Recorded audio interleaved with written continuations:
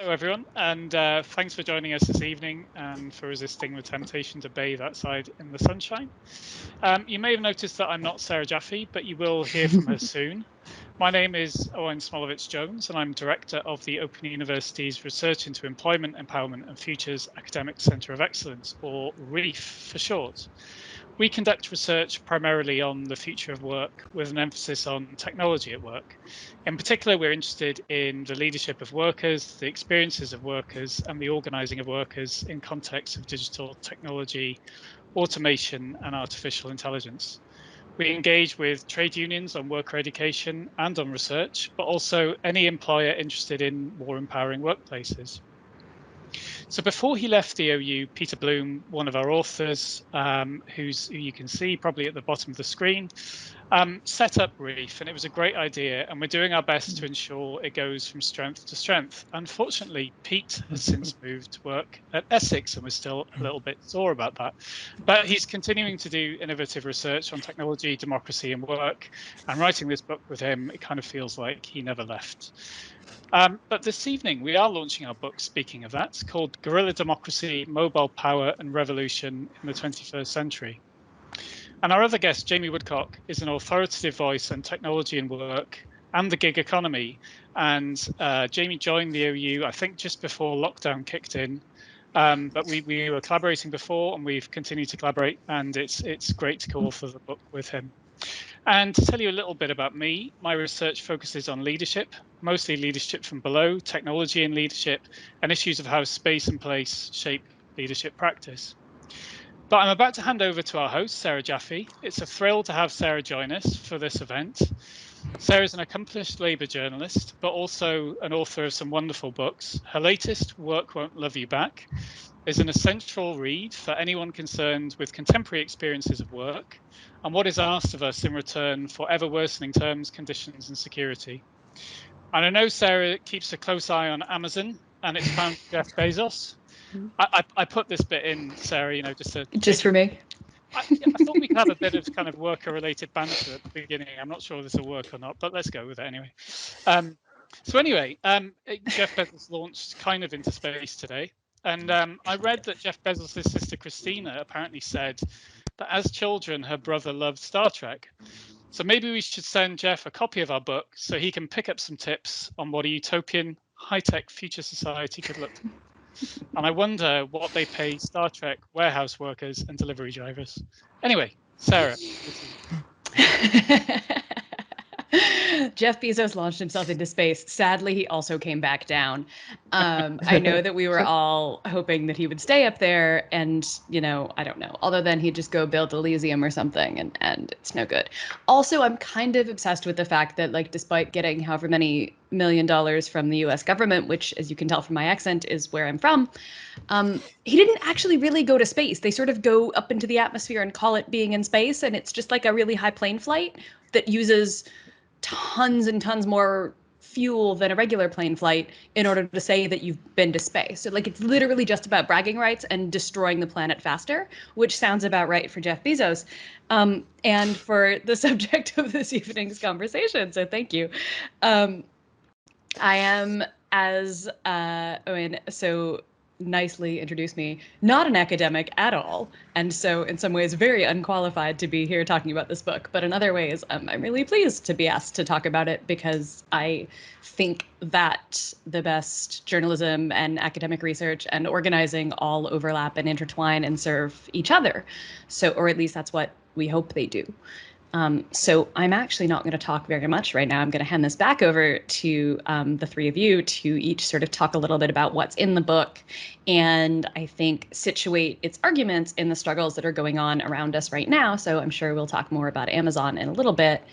And then I will ask some questions, and all of you who are here, you are welcome to enter questions, comments, whatever for the authors in the chat here. I'll be keeping an eye on that while we go. So, you know, if a ton of you have a ton of questions, we might just jump straight to those. And otherwise, I will keep this conversation going. And we aim to be out of here by like 8 o'clock. So hopefully you can still go enjoy another 2 hours of, you know, British summer evening. So I believe Jamie's going to start us off talking a little bit about what's in this book. Great, thank you so much for the introduction. There are a couple of things that I want to say to start things off, and the first is, and I'm slightly smiling because as the other authors and as Sarah knows, it's not uncommon for me to argue for the need for change and the need for revolutions and the need for thinking about these things. So I'm going to say a little bit about that, but I also want to touch briefly on what we mean by digital guerrilla movements. And Owain stole my joke, which I was going to make at the beginning, which was to say, thankfully remembered to unmute myself, as the digital gorilla that can't remember to unmute themselves is, of course, one who struggles with what they're trying to do. This is, of course, the pitfall of writing about digital technology and not knowing much about how it works sometimes and having to figure these things out. So luckily that we've got everything going smoothly. The first thing I wanted to say is, and I always kind of, it's a funny time to be writing a book during a pandemic. It's a funny time to be finishing writing a book, and it's a funny time to be speaking in virtual rooms like this rather than in the face-to-face events that we all like to do. But I think particularly for this book, it was finished at a time that, I mean, first off, the viral metaphor really came into its own as COVID-19 swept over the world and is continuing to, but also came at a time of uprisings in the US, of the Black Lives Matter movement, of the resurgence of worker organizing in new sectors of the economy, in platform work, in response to what was happening with COVID-19 in many sectors. And so I don't think it requires much stressing to say we live in a time where, the billionaires have got even richer and are pretending to fly to space, where we're having extreme weather phenomena like the storm that is just opening up outside my window here in London, flooding in parts of the world, and the feeling that global warming and climate change is rapidly arriving. And so the kind of argument for the need for change is obvious even looking out of the window at the moment. Looking down the street, looking in the shops, we can see the arguments for why we need this kind of change.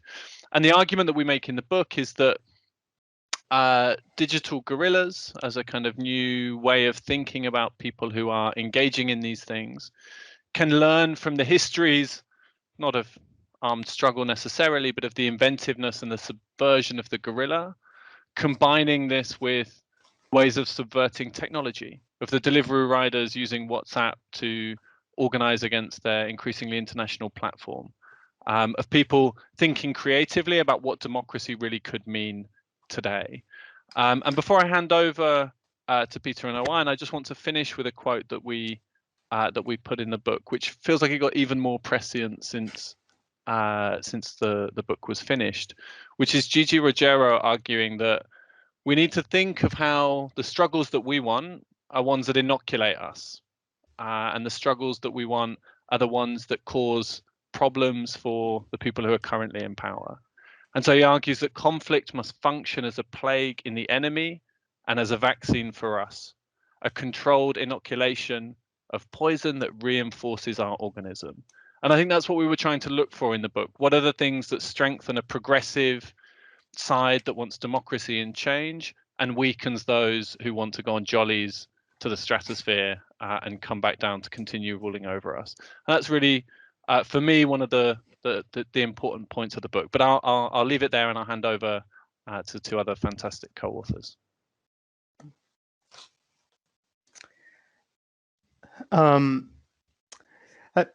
So I have to apologize if you have a little bit of trouble with my network. It's because another great billionaire tourist, Richard Branson, he went to space allegedly, and he also runs Virgin, and Virgin can't really work during a thunderstorm, so I apologize.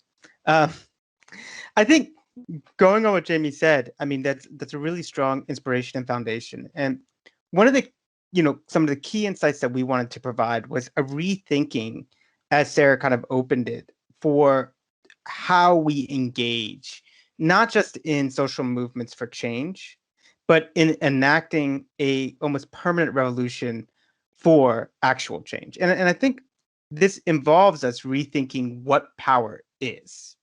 And traditionally, and I think even in this age of kind of viral information sharing, in this age of viral pandemics, we still oftentimes tend to think of power as something very homogenous, and also something that's about domination, right? So, I mean, when we speak about capitalism, when we think about authoritarianism, there's a certain sense in which, what we're really speaking about is, ability to, take a uniform ideology and kind of enforce it on people, right?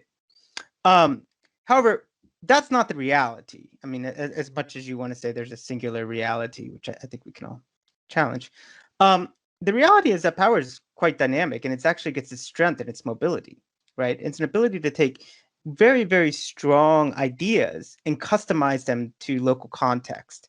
And if you want to use, as we do in the book, the viral metaphor, right? Power is really about finding host context that it can infect, right? And it's about then being able within this framework to find ever new ways to customize itself to these contexts. And in this sense, sometimes when we're talking about resistance and power, we're really speaking about not just opposites in terms of what they're trying to achieve, but different modalities of action, right? Because resistance in many ways is still trying oftentimes to work within a framework of, let's be able to understand who these elites are and replace them, and then use that power in order to create a different system. Whereas actual power is about, let's find all the different and inventive and innovative ways we can go into a variety of different contexts and shape them to our desires, right? And so what we wanted to do in a certain sense is to take seriously the existential crises that we're facing, as Jamie spelled out, and then bring a more dynamic vision to what revolutionary activity is. Now, I want to talk about then some of the ways in which we see this, and then end with the notion of what we mean by then guerrilla politics and guerrilla democracy. So I think the first is, as I said, is we want to reimagine power as mobile, right?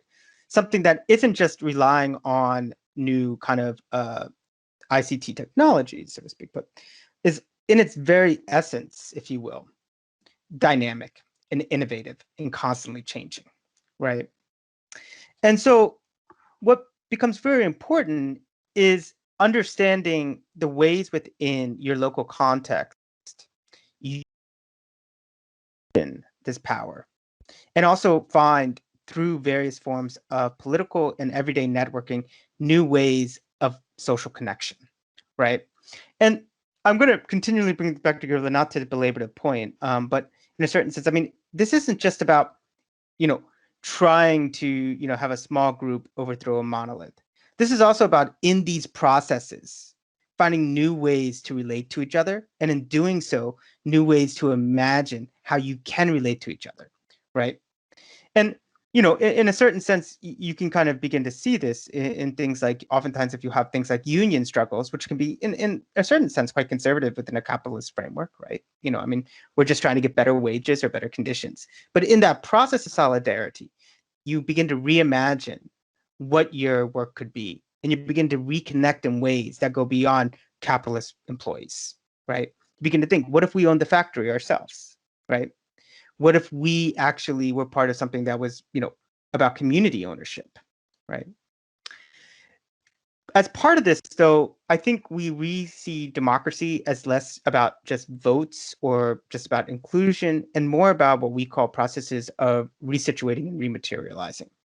So here, resituating is understanding that power is always dynamic and changing, is always mobile. So it's not about shifting one thing for the other. Rather, it's about what are the boundaries, right, in which you're going to allow various innovations to occur, right?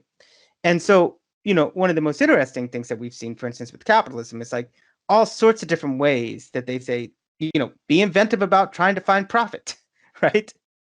So now anything can become profitable, right? Find ways to be productive.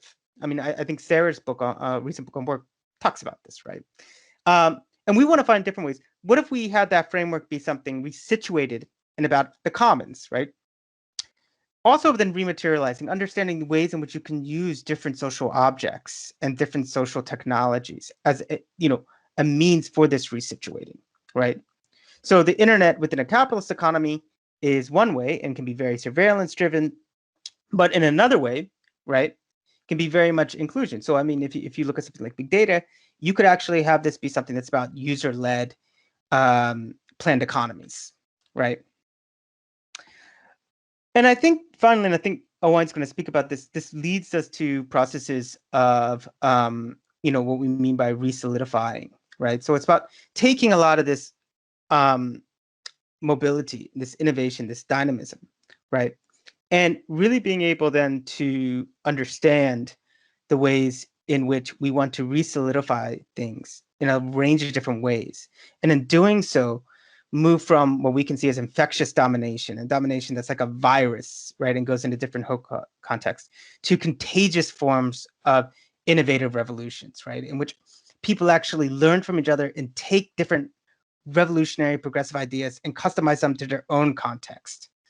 And I think this is why, we're very committed to this idea of these kind of guerrilla-based local revolutions. And what it means is that through better understanding, right, local revolutions, right, through resituating, okay, your own context, right, through rematerializing your own context, through reimagining it and reconnecting it, you can rediscover together global possibilities for serious change.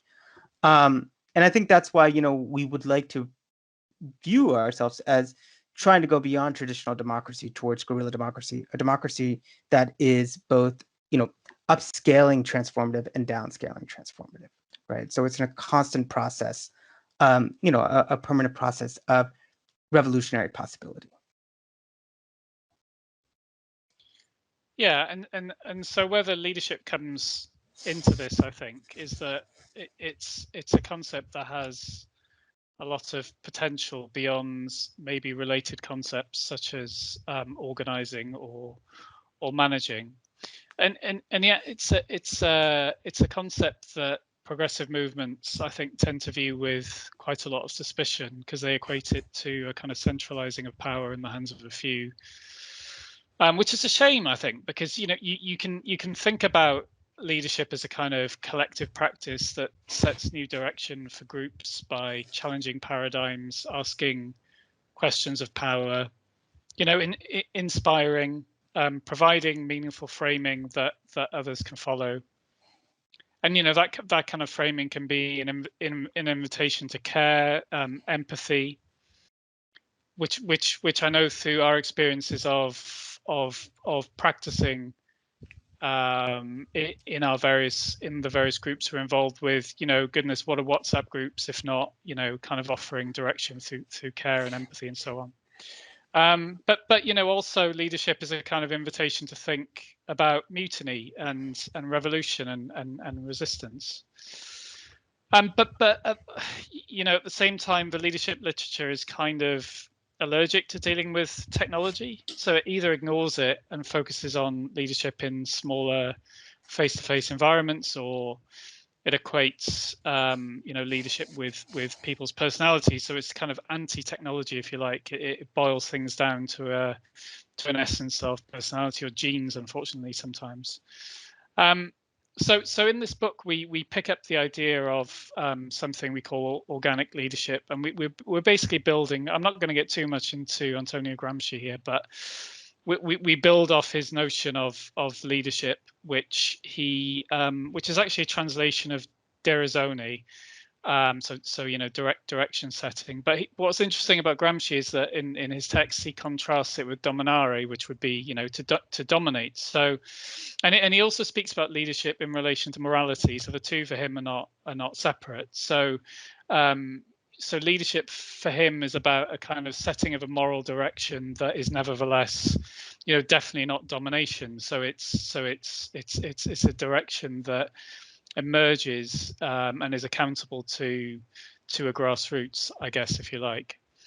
And you can kind of put that together with Gramsci's notions of organic intellectuals who again emerge from situated communities and embedded knowledge, and a lot of leadership in Gramsci's terms is about how you work with that knowledge and kind of frame a moral direction for people. But there's a problem with leadership studies, another problem really, which is I think that it kind of like can get very stuck in communities, usually very small kind of organizations or groups where most studies take place, and so really then fails to think about how we can scale up that kind of leadership to have a more kind of revolutionary, I guess, or let's say dramatic impact on broader societies, or even regions. So I think where leadership fits with this is that technology obviously isn't the answer to this scaling, how you can scale up specific sort of community-driven leadership, but it's got to be part of the answer, right? So we're asking questions in the book, such as, how can apps and digital technology help to connect people, generate more meaningful engagements? So, Dirazzoni. And how can it connect previously disparate groups? These kind of individual struggles all taking place in isolation. How can it bring it together? Which goes back to another bit of Gramsci, right? Which is a reading of power as dispersed throughout society and civil society, but in business organizations, but equally in trade unions and so on. So he famously talked about fortifications and earthworks, the outer ditch of civil society being, but where power lies, not just in the state. So this kind of required, in the sense, bringing that kind of leadership mindset to the party in this thinking, because thinking only in organizing terms, I think, kind of keeps you a bit too focused on what's just going on in that localized community, and doesn't help you sort of scale up really in the sense that we meant. So I think that's probably enough from us. I'll hand back over to Sarah. Thank you. So I have some notes that I prepared before this, and then I have some notes that I've been scribbling as you've been talking. And the question of leadership and the question of virality, I think, is really particularly interesting to me. We're coming up on, oh my God, the 10-year anniversary of Occupy Wall Street, which I wrote in my first book about sort of the virality of that movement and of several movements that we've seen since, right? The way that tactics were replicated based not on people's participation in them, but basically people having seen them on the internet. Internet video is very much responsible for a lot of these things being able to spread. And one of the things that has happened in this sort of 10-year plus period of these kind of viral struggles is that you get these sort of struggles over who are the leaders, right? There was the sort of basic question of who are the leaders of this movement, to which a lot of people will reply, we're all leaders. But then you also get all sorts of squabbles about, like, I started this hashtag, I'm the creator of this hashtag, and a hashtag is sort of itself the thing that it only is useful if a lot of people use it. And so, like, trying to claim ownership of it ends up being sort of counter to the purpose of it. And so I guess the question that I'm asking, based in sort of this conversation about, like, the need to acknowledge leadership and the need to acknowledge the labor of leadership, and also the need for things to be able to spread, as you've said, like, out of just the local, and how those things are in sort of possibly productive tension in the work that you've been thinking about here. I don't know who wants to jump on that first. I mean, I was thinking about leadership because this is what Owain was just talking about, but all three of you obviously have things to say about this.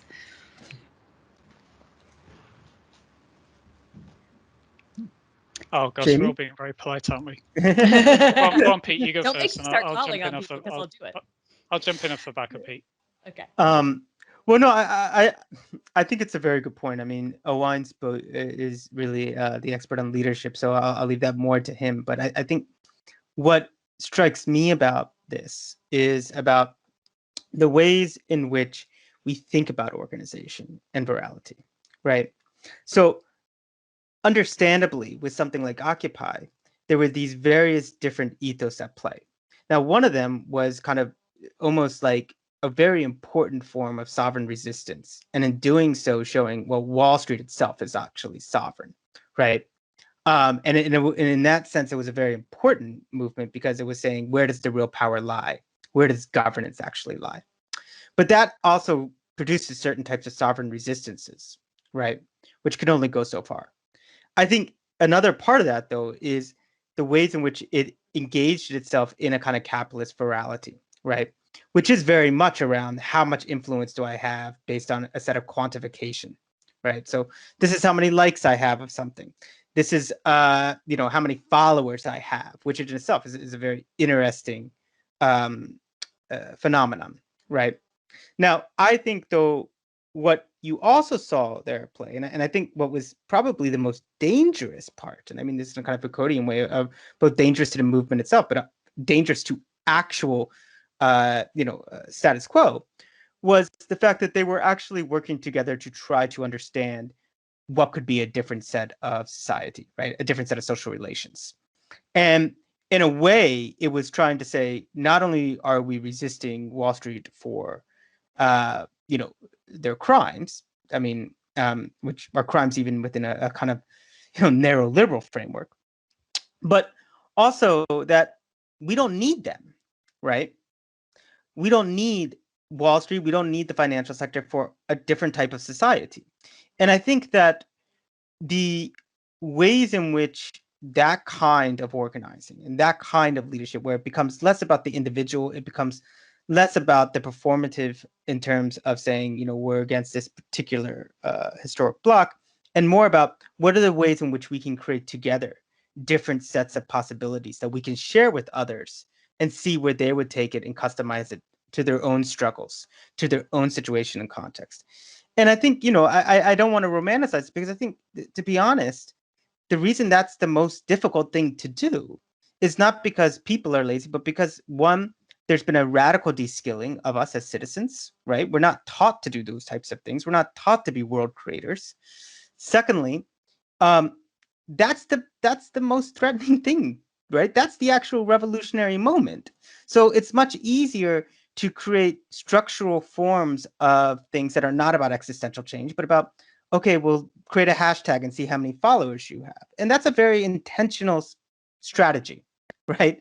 That is a way in which they want to take virality and make it something infectious as opposed to contagious, right? Because they really don't want the type of networking that would be about how do we create a different world, and how do our local experiences about recreating a world and different possibilities, how can that relate to others, and how can others learn from that, and how can we learn from them?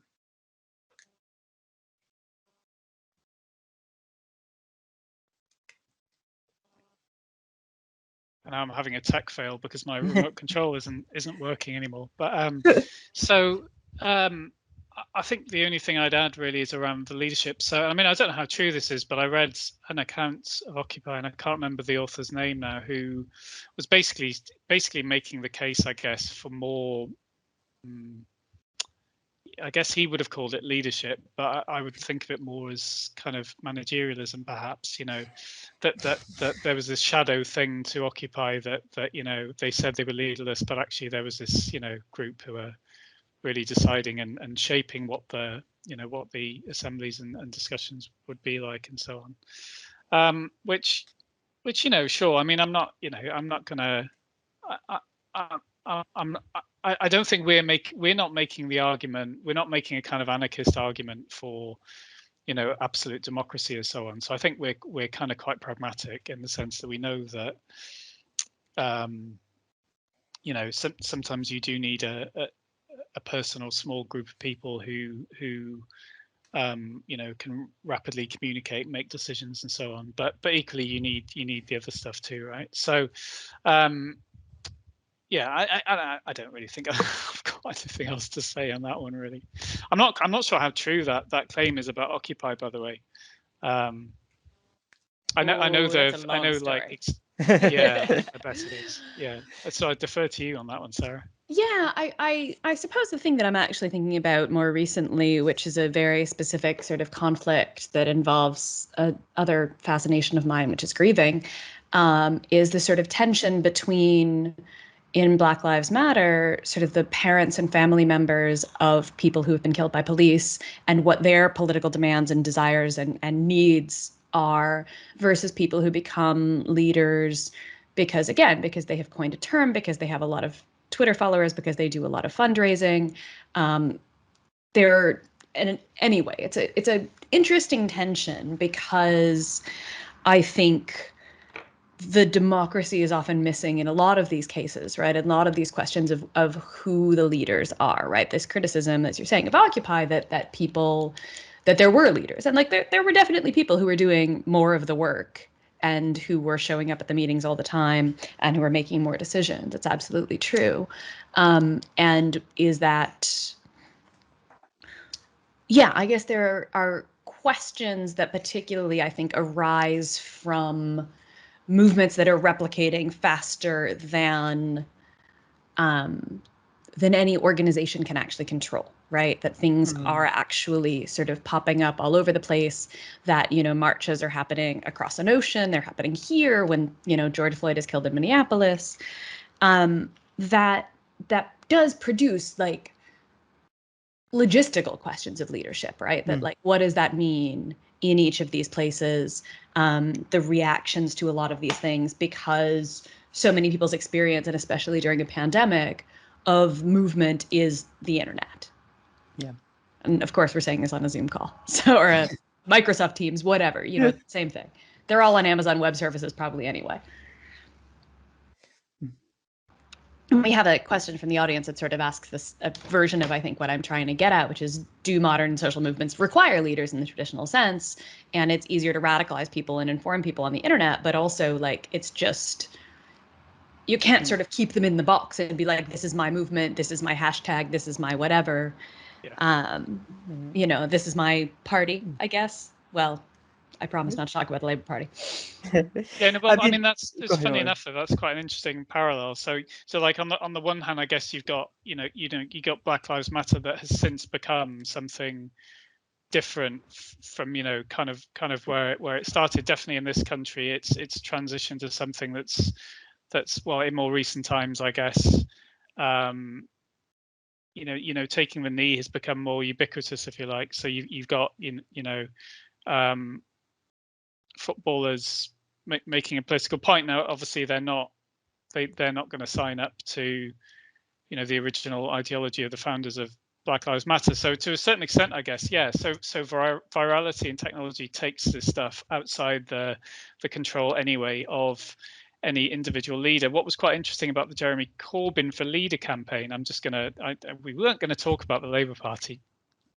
Keep getting pulled back to it. Anyway, what was interesting about it is that I was speaking to one of Corbyn's campaign managers for a piece of research, and he said it reached a point with his first leadership campaign where he realized they kind of had to let go a bit. Where they realized that actually they couldn't control things. So there were things like spontaneous, digitally organized picnics and so hybrid things, where people were forming these digital communities and meeting face to face, doing all these creative things, and you just couldn't control it, right? Some people interestingly wanted to, but essentially, the voices that won out said, you just got to let go because this will become something else. But I think that clearly that was on a smaller scale. There must be a tipping point at some point where any kind of semblance of shape and control is kind of lost, and it takes on a life of its own. I guess that would be my. I think though, Sarah, your point, if I can, about Black Lives Matter is really important, and I do want to take a moment, because I think the point you brought up originally about grieving, right, and this tension between victims and then the movements that they're engaged and incorporated within, in often challenging ways. I think that the first thing I would say to that is that shows one of the problems of contemporary temporalities of politics, right? Which is, we kind of have this desire for stasis almost until something happens, and then we don't have any time to actually begin the process of seeing how do we actually change things, right? So it becomes these kind of various types of organized struggles that also don't give space actually for an incredibly important part of any progressive or revolutionary movement or any human interaction, which is care, right? I mean, we have a responsibility for care, and that involves labor, right? I mean, that's care labor is extremely important. And so my view about this is kind of threefold, and I think it goes a little bit on what Owain said, is that I want us to begin creating, and I think this is part of us, cultures of political change that are ongoing and permanent and about creating, these types of very innovative forms of radical change. And one example that I think Black Lives Matter has been fantastic about is the abolitionist movement, right? That has been kind of captured in the phrase of defunding police. Now, I think one of the interesting points, and we don't say it in our book, but this is about reconnecting, right? I thought it very interesting that people were saying suddenly, oh, we could defund the police or have a society without police. And it's like, well, yes, primarily Black scholars have been talking about this for decades. So what have we lost? And we can even talk about this as a care politics. Look at the ways and the people who died because of who we listen to, who we connect with, who we engage in our conversation.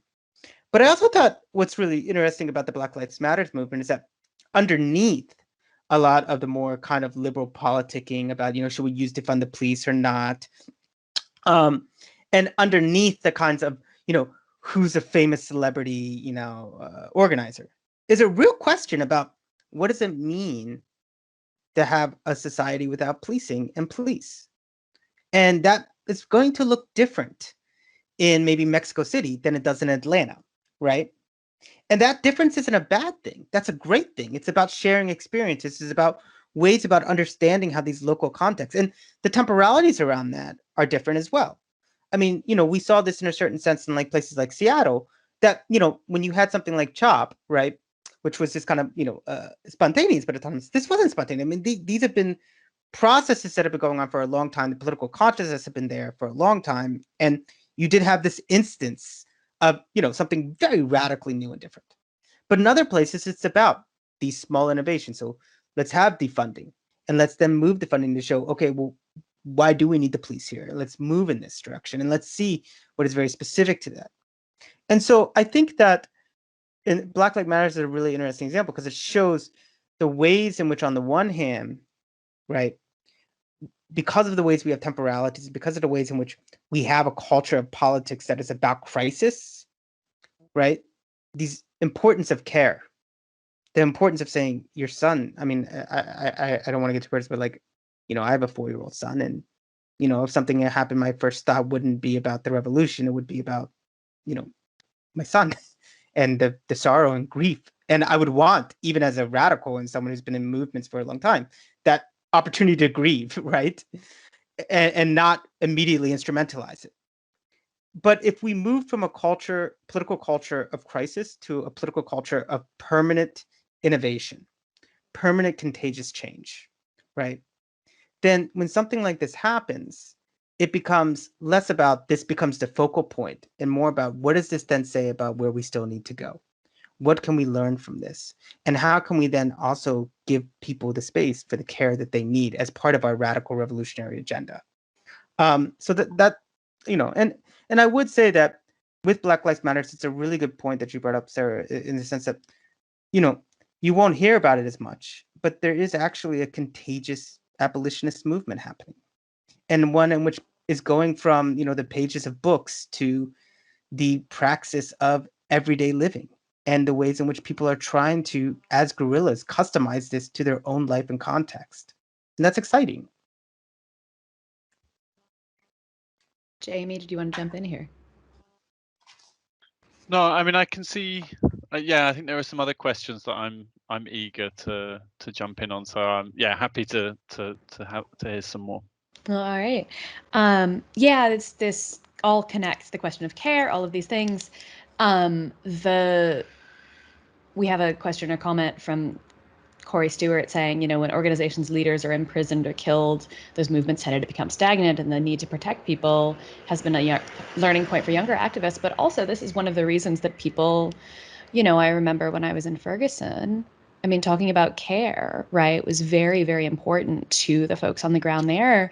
These are young people. These were, teenagers, early 20s. Just looking me in the eye and saying, when they killed Martin Luther King, when they killed Medgar Evers, like, they knew, and like it's not a, you know, there are at least 5 young people who are leaders in the movement in Ferguson who have died in suspicious circumstances since that struggle. Like it's very, very real to them. And I think that's one of the things that like it continues to be, and it's not an accident that Ferguson is, you know, that St. Louis is the place that sent Cori Bush, the wonderful, incandescent, brilliant Cori Bush, to Congress, because they are developing leaders, right? You send somebody like that, and again, you know, talking about electoral politics in America, but like having Cori Bush in the House of Representatives is a striking thing, and it did come from a place that was not putting one person in charge, but was nevertheless developing people who had capacity to act as leaders, and are trusted in that way. And so thinking about care and how we build that in, and specifically, again, thinking about that as part of a culture that can also go viral. One of the other things we discussed earlier was the question of sort of mutual aid practices going viral in the early days of the pandemic, right? And also the way that like those can be co-opted in a certain way, right? That like, oh, the government will just assume that the community will feed the people who are homeless and the people who are poor and the people who are struggling, and we'll just build that into the system, right?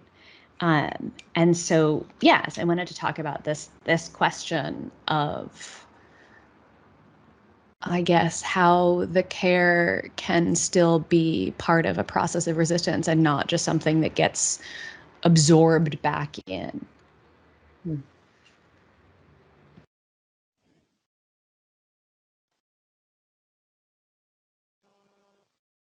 Who's going to come in? Jamie, do you want to come in? Because Yeah, I mean, I think this is one of the contradictions about thinking about the shift from digital organizing into the real world, right? And I also think it's a question of leadership, or questions of leadership come out of this, right? That, like, you know, for many people who, you know, I saw some kind of questions about digital organizing in the chat, of organizing online can often feel like, you know, you can have a reach, you can influence things, you can, you know, you can do things that are harder to do in the same intensity online, person to person, right? And I think the reality is, for many young activists, many organizers who've been, you know, getting involved in Black Lives Matter or in worker organizing in the kind of moments before the pandemic, there's been quite a kind of jolting shift, right? Of getting active online, participating in these things, being at in-person events, thinking through those practices of care and solidarity that we do in person, to kind of suddenly being pulled away from many of those things during the COVID pandemic. And it's one of these things that I've thought a lot about, particularly with trade union organizing, of what you can do with online tools and what we've had to learn to do, many of us, through COVID-19, and which of those will carry on doing when we can go back to face-to-face organizing. So, you know, I'm always a big fan of not saying there is the online world and, you know, meet space or something else. You know, these things are always kind of constantly intertwined. But I think there has been a massive challenge for developing trust, solidarity, and care when many of us have been only able to organize online. And I think there's an important learning of, when we go back to face, like, what is it we want to do face to face? And I think a lot of that is about building those practices of solidarity, which, you know, we're certainly not in the book saying don't go out into the world and organize. We're very much thinking about how technology can amplify or develop or build weaker connections that can turn into stronger ones, if that makes sense. Yeah, I mean, yeah, go on, Pete, you go first. No, go for it, brother. Well, I was just going to say, you know, just in my experience, that sort of digital care in some senses is a lot more kind of flexible and adaptive to people's needs. You know, that you will reply to people when and support them at points in time when they need it, right? Whereas, you know, in-person care is kind of different. You're relying on a confluence of moments coming together at once. And you know, even after the moments of victory or defeat or whatever pass, you know, those digital communities of care don't dissipate. They're still there. One of the nice stories out of the pandemic was Acorn, the community union in Bristol, when it switched to being largely a mutual aid organisation from campaigning around housing issues and stuff. I mean, it picked all that up again, but during the pandemic switch to mutual aid, its digital network enabled that to happen, and it built from the ground up because, you know, of a lot of basically door knocking and just getting to know who is behind a door in an individual house. But that, together with the digital infrastructure, enabled quite a meaningful intervention. And in fact, lots of other organisations, and I think public sector organisations in Bristol, actually ended up approaching Acorn to see if they could lean a bit on their infrastructure. So, yeah, no more to say on that. Over to Pete. Well, I want to speak about the different types of care that's also at stake, to get that point about Sarah's question about how care. Sorry, can you still hear me? It's frozen. Oh, good. You know, I think there's two types of care, and I think there are you know, really wonderful people doing work around this, particularly around kind of social reproduction theory and thinking about different forms of labor, right? So I don't want to do that kind of white man thing where I share an idea that's not really mine, but I want to amplify instead. So I think in the UK context, I think anyone after you steal our book, go buy Sarah Ferris's book, recent book. But there's work around this that is really about, I think you have capitalist care. And this is very things that is about actually the labor of coping, the labor of just sustaining us, right? And think about even in everyday context how we talk about care, right? It cares about like going to a friend's house when, you know, they've broken up with their partner, and you know, you're caring for them, and there's a kind of notion again of kind of care as helping people cope, right? And it goes into what we've spoken about before about politics as kind of crisis driven, and I think, you know, and that is certainly understandable, and that's certainly important. And I think, you know, when we speak about things like resiliency and we think about things like, you know, Cori Bush is a good example. She brings a perspective not just because of her politics, but because she's actually known what it's like to not know, you know, to not have a house, and to know that coping is a revolutionary radical act in of itself, right? I mean, I think that getting through the day sometimes is about as political an act as some of us can have, right? And it's important to recognize that. I also think, though, there's a different, more radical kind of care. And that's a care that's not about just coping, but about creation, right? But about thriving and flourishing. And I think when we look at mutual aid societies, they've kind of understandably arisen out of a type of care that is very much about resilience and sustaining life, as opposed to about flourishing and expanding the possibilities of life. And I think that we have to be wary of that, not because they're not important, particularly in moments like a pandemic, but because if they don't leave that foundation, then they can be very easily incorporated in. And I think that when we look at like things like, I want to speak more about the ideological points about, you know, what kinds of things are shared virally in terms, I mean, let's look at guerrilla movements, right? I mean, if you look online, you'll see so much of a romanticism about the militarism of them, right? About the fighting of it. And then, okay, I mean, that's a very masculine, you know, important, like, you know, part, like, you know, not masculine in terms, I mean, there were many amazing women guerrilla fighters, but, you know, very kind of like, you know, aggressive, we're going out to the hills, we're at the barricades. What is less spoken about is the everyday solidarity and care that then emerge in new ways that we could come together. So when you're looking on a Facebook feed, for instance, or you're looking at Twitter, right? How many times do you actually see a picture of comrades showing each other care, right? Not just about picking up a gun or on the street, but actually about the processes of not just taking care of each other, but through our recognition of each other as human beings who are worthy of living a better life than we currently are allowed, we can come together and discover new ways and new possibilities of existing. And I would like to see more of that type of care go viral, and less about let's just have these ongoing pictures of people on the street chanting, because that's an important part. But as anyone who's actually been in those movements, that's not what you always remember. You remember those connections you make and those ways that even if it's for 20 minutes, an hour, a day, you discovered with each other that life could be fundamentally different. And it could be fundamentally different because of how we treat each other and how we engage with each other.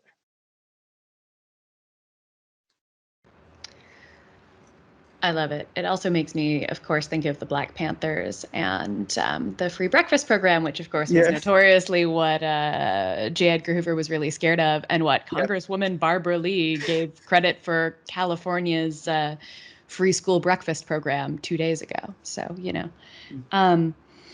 So I want to get to labor organizing, of course, because that is what I write about all the time, and because it's one of the big challenges for labor organizing right now is the way that the big workplace, the big factory floor, is less and less of a thing outside of a few massive exceptions like Foxconn.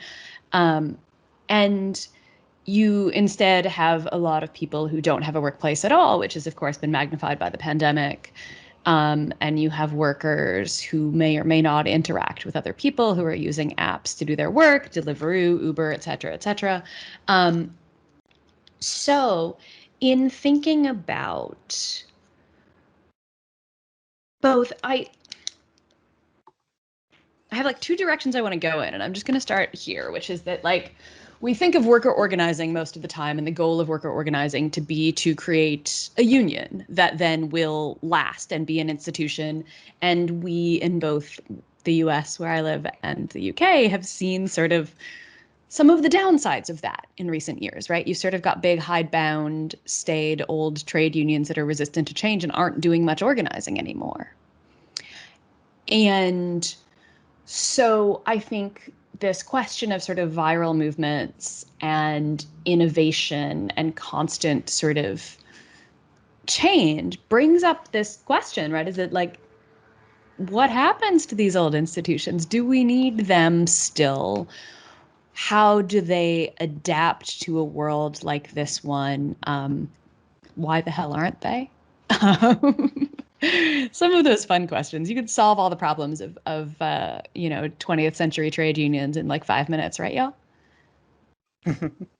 I know I'm making Jamie answer. I can certainly have a go. I mean, I think, this is something I think a lot about in the research that I do, but also the organizing that I do. That, if we look back to the kind of last, I guess, high water tide of trade union organizing in the UK, we're looking back 50 years or so ago.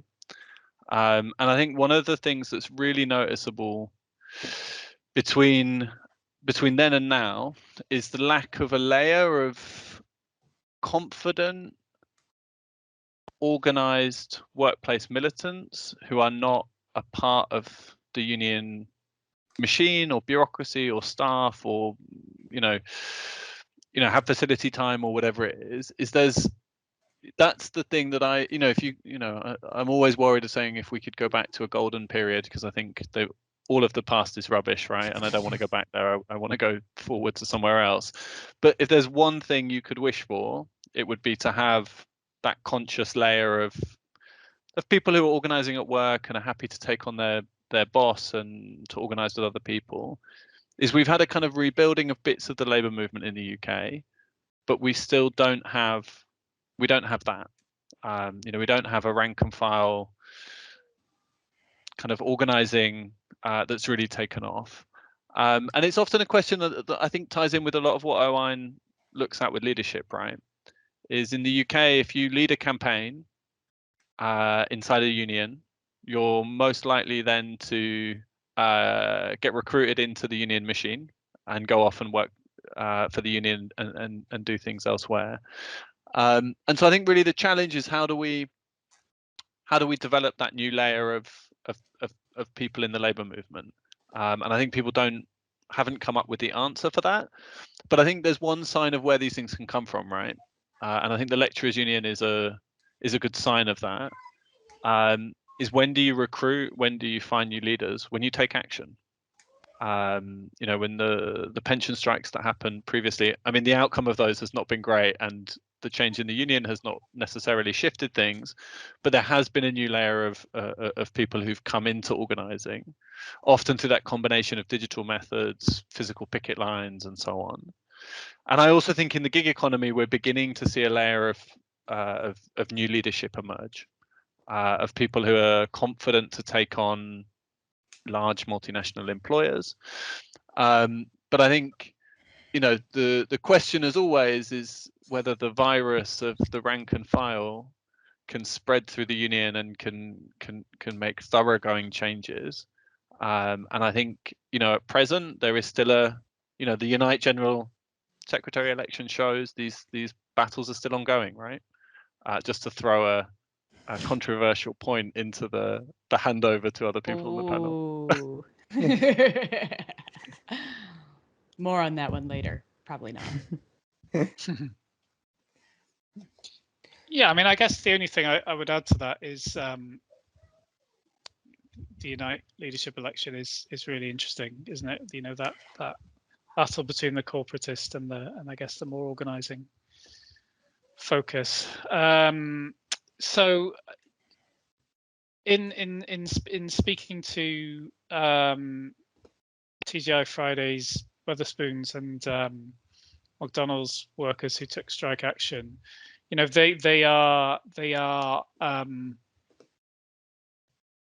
you know, kind of all wanting their unions to better reflect the conditions of shift work and unpredictable shift work, precarious gig economy style type casualized work, and you know, and so things like coming to a branch meeting or whatever, and that's where you do your organizing and your planning. Clearly, that's not going to work, right? So it's almost not the technology driving the leadership. It's more like people's patterns of work and the position they're put in through the economy driving the need for the technology, and the technology just happens to be there right now, which enables a more participative kind of leadership. So that's kind of like how I would see it, really.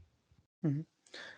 I would also add, I mean, I think that the question about the tactics of, you know, effective union organizing, particularly in a more precarious global economy, is important. And I think in many ways it is context by context, right? I mean, one thing I would say is on that note is that, you know, we do have to begin thinking about very seriously that the traditional idea of just let's fight for better wages or better conditions, right, is it of themselves outdated. And also, I mean, and I've written about this in other contexts, I mean, this kind of fantasy of recovery, and you even see it, I mean, Michael Moore seems to start every documentary with, like, you know, how wonderful Flint was. And again, I mean, we should take seriously the gains that were made, and the fact, like, you know, I was able to have any sense of privilege from a variety of sources, but one of which was the unions that my grandfathers were part of, you know, like, I mean,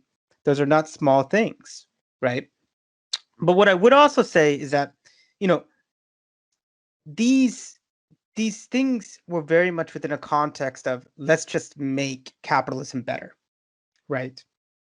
And the obvious point that people would say is like, well, you know, I mean, when you're in struggles, I mean, you know, people are, you know, they're working paycheck to paycheck, quite literally, oftentimes. So, I mean, we have to fight those battles. And I wouldn't always deny that, but I would also say that when the quote unquote war, and I don't want to use too much martial metaphors because I think it's dangerous, becomes, you know, lost in that battle, what we actually lose is the fact that we really need movements that can allow people to rematerialize their lives in ways that they previously couldn't even imagine, right? And in a sense, I would say that, you know, I've had experiences both as an organizer and then, you know, when I was just before, you know, as an employee. And I mean, I remember my first time meeting an organizer, and I was just thinking, man, I just want to get through my shift so I can go smoke a joint. What are you talking about? Like, like, sign a petition. I mean, this is a joke. And even when I became, I knew in the back of my mind, I'm like, okay, but at the end of the day, people are still going to have to go to work, right? It wasn't until I really, even before going to university, that I began thinking about what would it mean like not to have to go to work, right? What would a different type of world look like? And people seek that all the time. I mean, what do you think the actual appeal of billionaires are?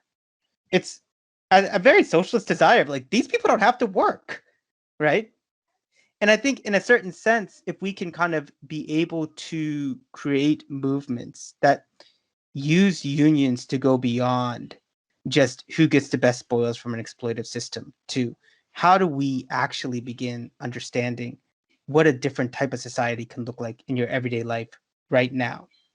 And some of that, I mean, I'll say something provocative. I mean, not so much about Unite, but I mean, I'm always very interested, like when we talk about guerrilla democracy and these things, like why are we putting our energy into hacking systems so that anytime anyone makes over £1 billion, it's immediately redistributed, right?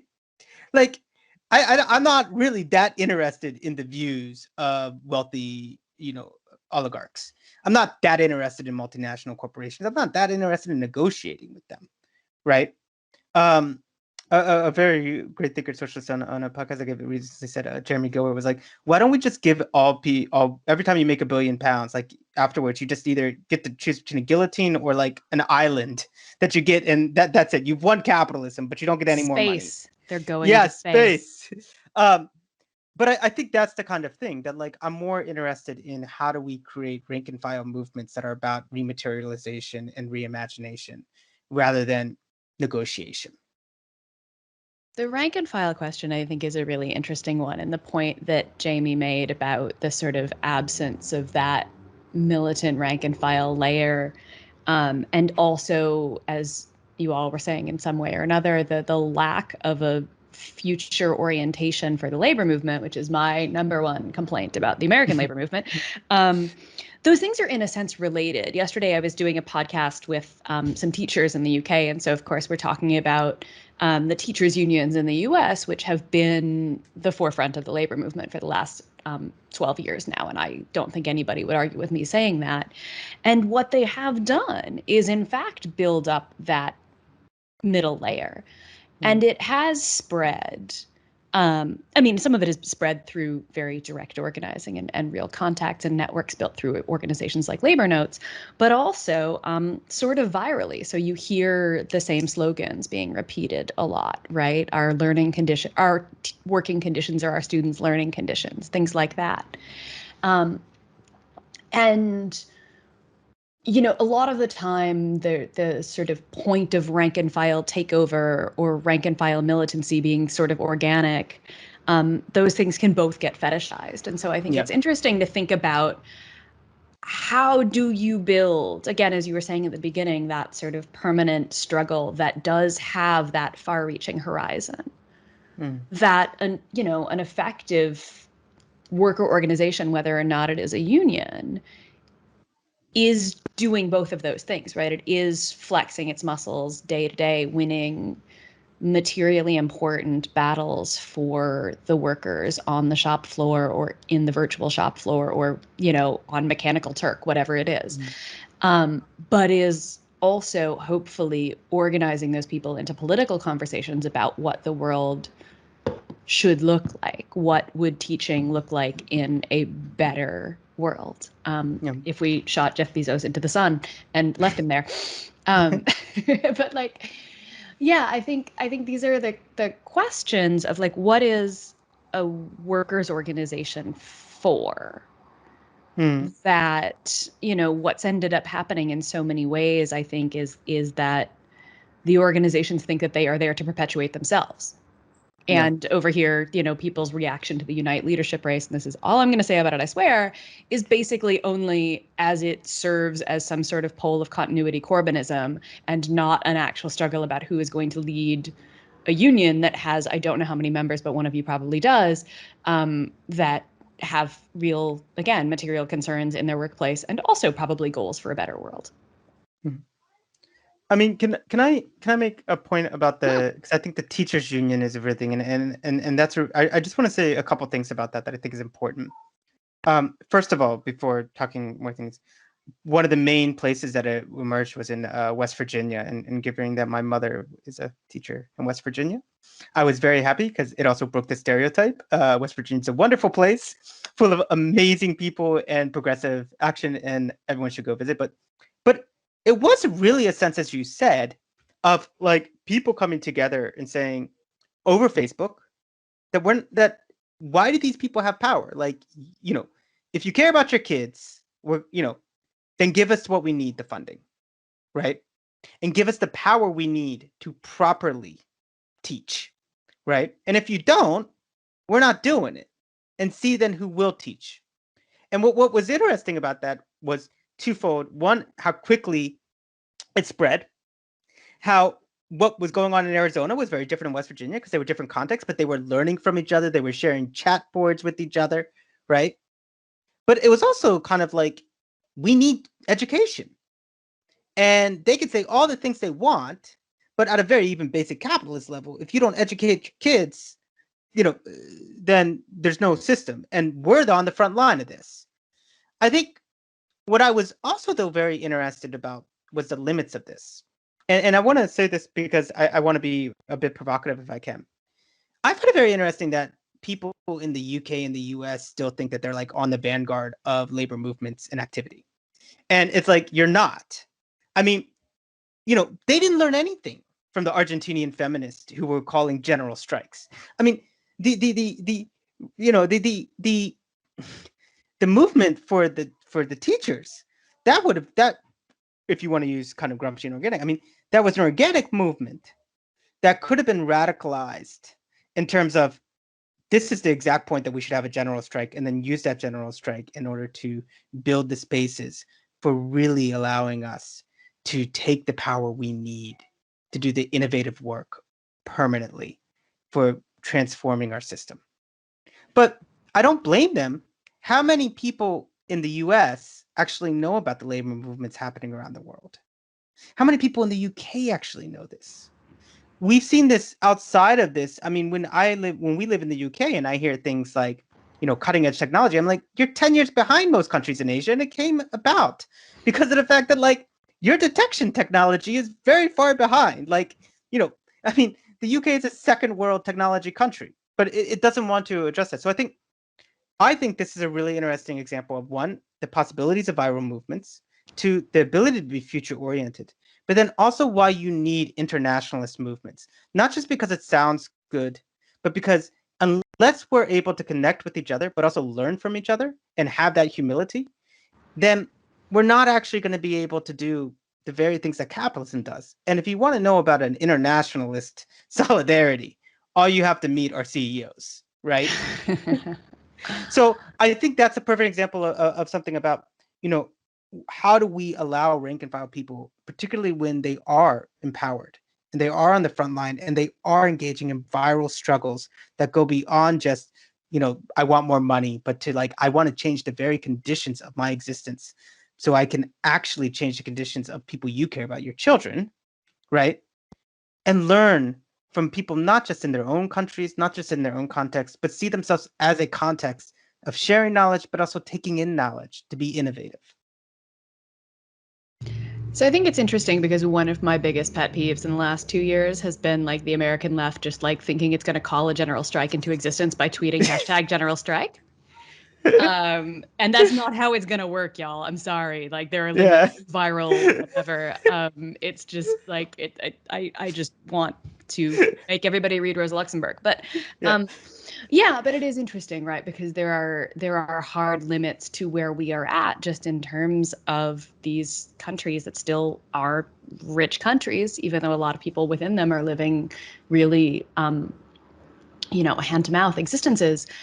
And the way that we are still disconnected from the struggles that are going on all over the place, and how to actually build that back up when theoretically it is easier than ever to talk to people around the world, right? But it's harder than ever in a lot of ways to build that trust, right? I'm thinking of right now that, there's some protests in Cuba. There are protests in a lot of places, but America's really interested when there are protests in Cuba because we really want Cuba to be a capitalist country again. And so these questions of sort of what attention to what struggle and how real internationalism and some of these things, they do take time and building trust that isn't going to be sort of called into existence like that with a hashtag. Mm. So we have a bunch of questions from Corey Stewart, which I am happy to keep asking, but I would just like to encourage anybody else who's in the audience to also put some questions in there. So Corey asks about YouTube and social media. I think we had a question earlier about that as well, and that the right is doing very well at monopolizing the YouTube algorithm in particular, and how to think about, I guess, media creation, which is, my favorite subject, in this context of guerrilla struggle and virality and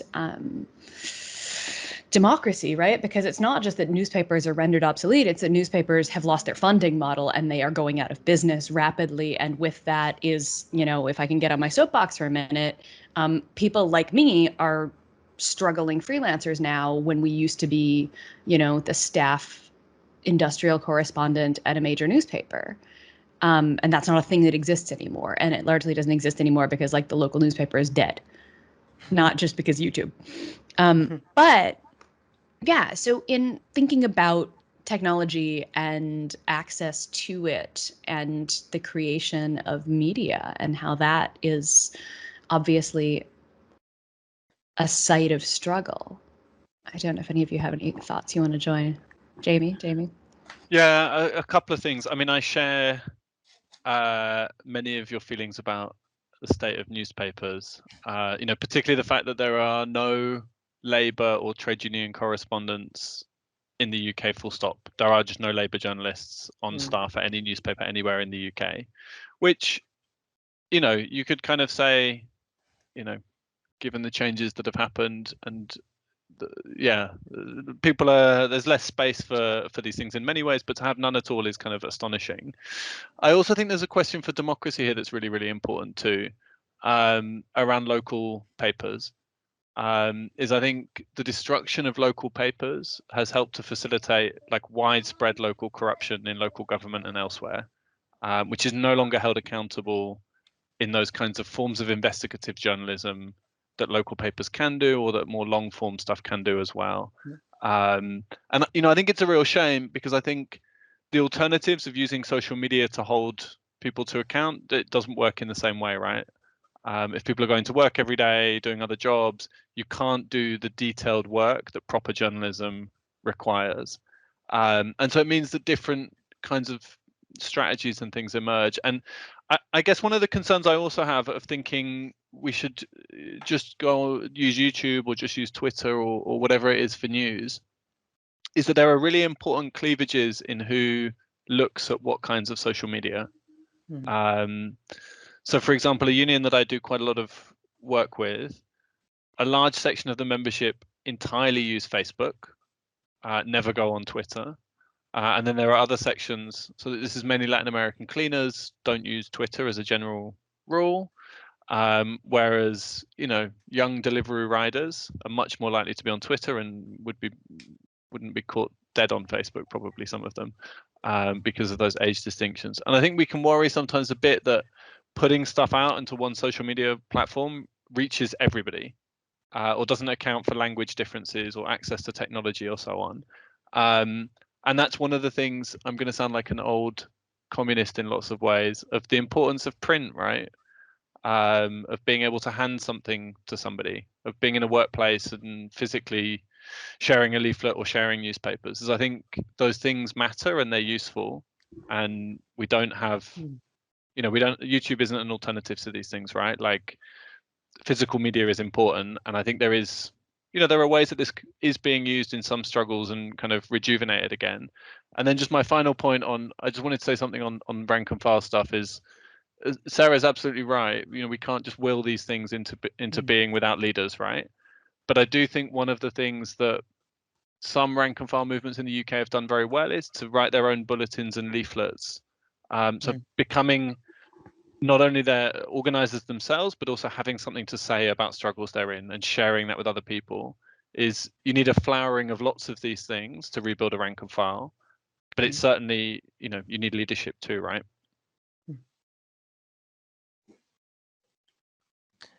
I think, you know, to paraphrase Gil Scott Heron, I mean, it's quite obvious that the revolution's not going to be tweeted, right?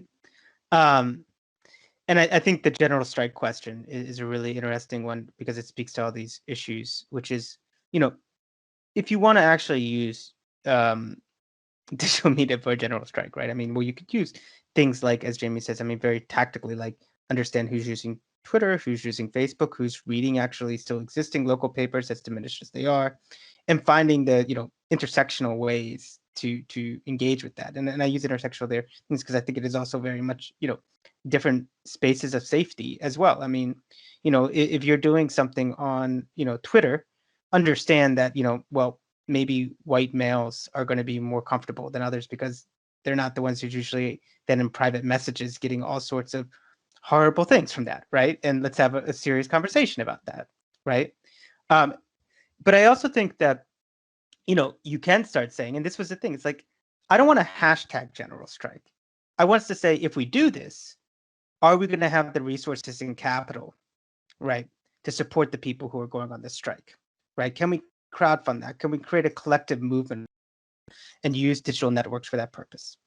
And I think that there's ways in which, you know, you can take the digital media that we have and redirect it in towards understanding about collective solidarity, right? And the actual concrete resources physically that are needed for supporting that. I would also say that, you know, one of the interesting aspects of this for just media creation is one, understanding the platforms that are being used. So, I mean, you know, at the end of the day, YouTube doesn't care if it's left wing or right wing. They're making money off of it, right? So we have to actually understand, you know, how are we being part of an entire media economy, right? That is based on profit, even when it's, you know, I mean, its message is not. And what would an alternative set of platforms be on that? And then thinking seriously, really about stuff that's already being done, but from a different perspective. I mean, you know, if you read things like HR Magazine, which most people don't, but industry leaders do, I know we joke about this, but also if you read like Fortune and these types of things, I mean, this is all about, wow, how do we make this happen, right? And it's kind of when you create an existential sense, and when it's like, well, you know, whatever you feel morally, the only real way to make changes is through, you know, capitalism or corporations, etc. If we were able to create media that was also more focused on, like, you know, not just struggle, but like, look what they've done in this area, right? What can we learn from this? What can you then take from this in your own context? I think that would be a shift, and it would be something that would be much more optimistic and, you know, radically optimistic. In that sense. I'd also just want to say that, yes, I mean, I think that the whole precarious ways of media creation is in of itself. I mean, it's an entirely different conversation to a certain extent that we could be here for. But I mean, that's incredibly important because it's not just about you having to, you know, be precarious. It's also about the type of work that you're able to do, right? You can't do 2 months investigative work. I mean, I even know for myself, writing commentary pieces, right? It's like, I don't like, after a certain sense, you just stop writing them because it's like, I don't really want to have a discussion anymore about Bernie Sanders and Hillary Clinton. I mean, you know, I mean, you know, I mean, there's differences, but I mean, you know, if you can't see that Hillary Clinton is an imperialist, I don't know how to have this conversation with you. And if you want to have a conversation about saying, you know, I'm part of an anti-racist agenda, but I'm voting for Clinton, well, I don't know how to tell you that, like, that's, you know, a logical contradiction. But that's not really journalism, right? That's not really like what the kind of work that, Sarah, if you were sustainably paid going back, you could go into those West Virginia teachers unions, do the work about what resources do they need? What are the opportunities? What are the limits? And what can we learn? Right. So I think, yeah, I mean, I think we see here how the economy, that kind of economy, you know, even for the best of most interesting and insightful of people, not me, but people like yourself, Sarah, can often only say things at a superficial level, right? And it's very, it's, you know, it's a danger to all of ours, to be honest. Yeah, so we are getting close to time here, so I just want to throw out a last call for questions. I am not going to talk anymore about the media because I will never shut up if you get me started.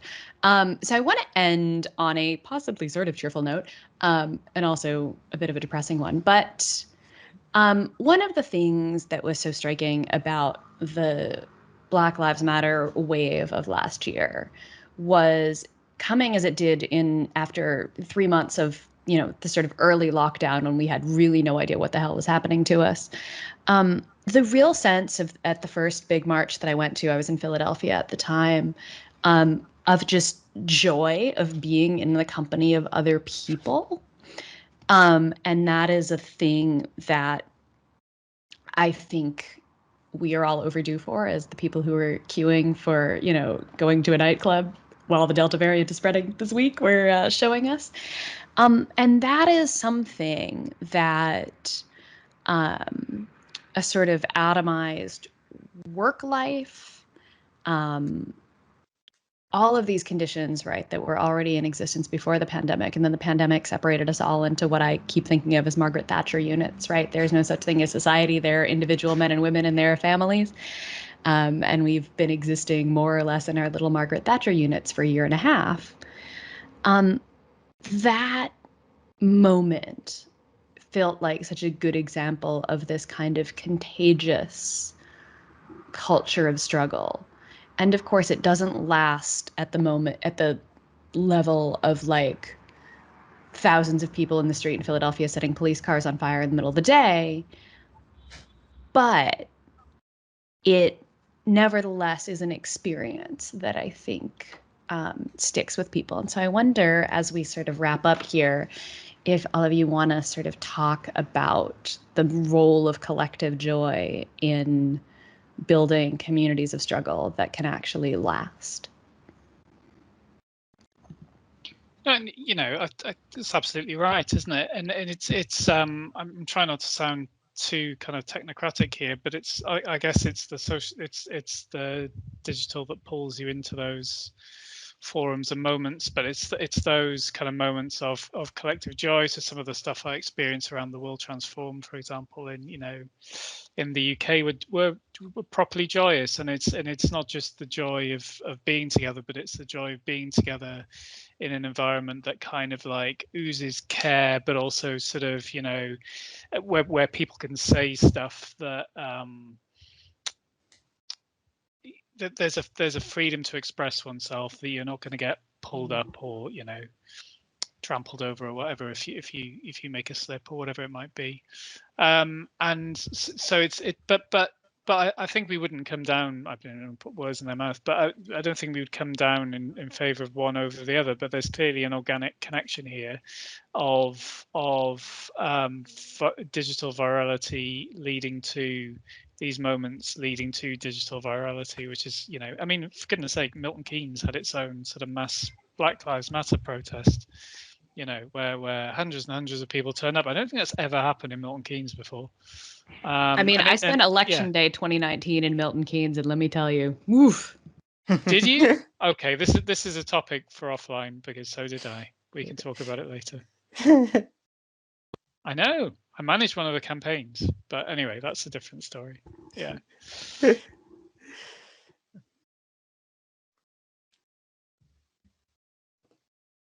want to go, Peter?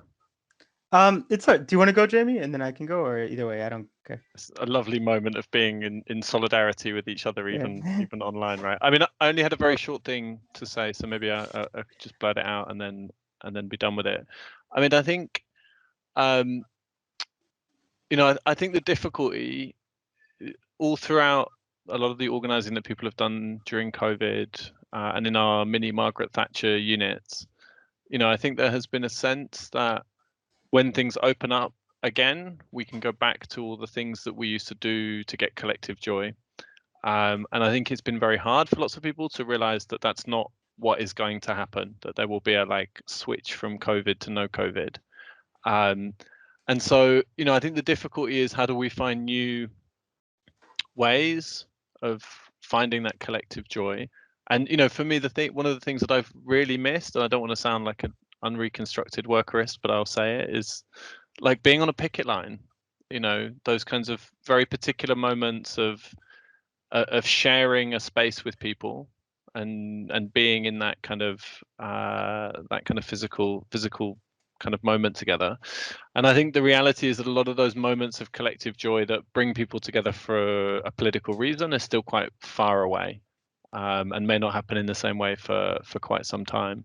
So, you know, I think one of the kind of, I guess, the things to come out of our arguments is, you know, people still come together, and particularly in the chapters on work, people that do the same kinds of work find people that do that kind of work to come together, not just for moments of collective joy, but also moments of collective complaining and moaning about work, because, you know, we want to find people to do those things.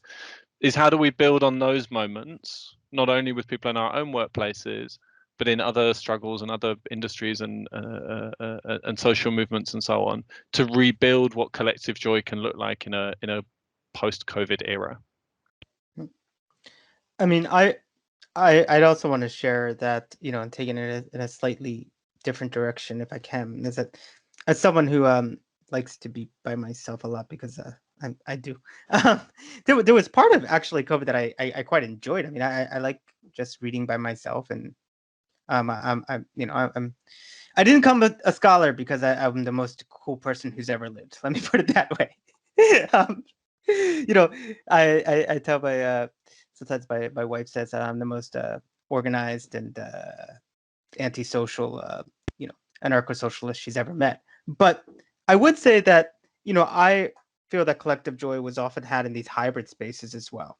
On the one hand, I'm like, you know, during the pandemic, I worked with a team and led a team that created kind of a first of its kind community democracy technology that allowed actually communities to use all sorts of things like augmented reality and digital collaboration to actually, you know, reimagine their communities together. And you saw these hybrid spaces. So one example was we have a tool that allows people to make drawings and then other people draw on top of it, you know, and we were working with a community of young people in Belfast in a very marginalized area. And we had a thing where I was on Zoom, so some of the people were on Zoom, but we also had a digital artist that was working in the actual physical location.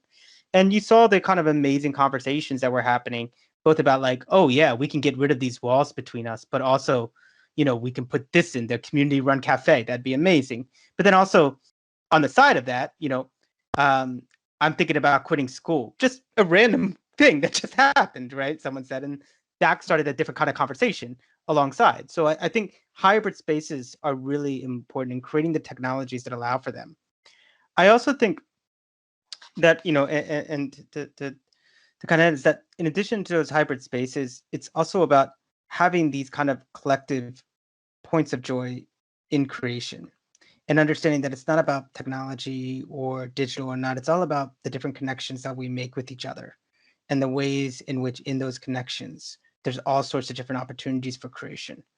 And I think that, you know, I just to give one small example of that, I mean, I'm not saying that I loved Zoom teaching, but I didn't hate it. I mean, one example that I really liked is that we did a module at Essex.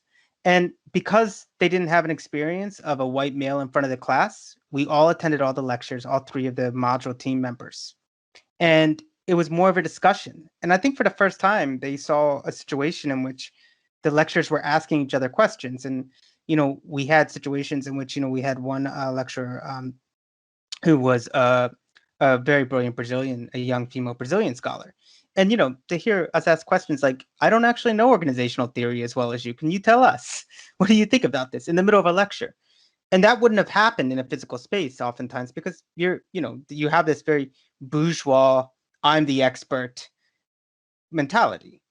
So I think it is about finding the ways in which, whether it's digital or not, you find the hybrid spaces for reconnecting and reimagining and, again, rematerializing your existence. All right. Thank you, everyone who is still here with us. I know it's a beautiful evening. I think it stopped raining. So I hope everybody has a good night and buy the book. Thank you very much, everyone, for coming.